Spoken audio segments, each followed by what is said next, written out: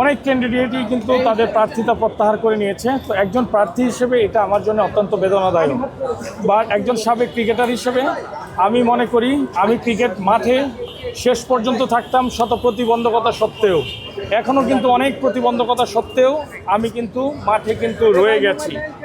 So আমি কিন্তু সত্যিকার অর্থে বলি, ইলেকশন যখন শুরু হয় আপনারা দেখবেন যে এখানে কিন্তু ক্যাটাগরি 3-এ 15 জন সাবেক খেলোয়াড় থাকে। আপনারা দেখবেন এই সাবেক খেলোয়াড় বাছাই যদি আমাদের নারী জাতীয় খেলোয়াড়রা উপস্থিতি থাকতো তাহলে কিন্তু জিনিসটা আমাদের জন্য সর্বাঙ্গীন হতো। তারপর যদি আমরা দেখি যে প্রথম শ্রেণীর cricketer according to the constitution এখানে কিন্তু ছিল না প্রার্থী বাছাই। তো আমার মনে হয় বোর্ডকে আরও বেশি প্রার্থী বাছাইয়ে আরও বেশি সতর্ক হওয়া কিন্তু প্রয়োজন। সেই জায়গা থেকে আমি কিন্তু শুরু থেকেই অনেক বেশি ব্যাকফুটে ছিলাম। তো তারপরও আমি নির্বাচন করছি এবং আজকে যদি নির্বাচনের পরিবেশ বলেন যে সুষ্ঠু ভোটের ক্ষেত্রে আমি মনে করি এই পরিবেশটা রয়েছে।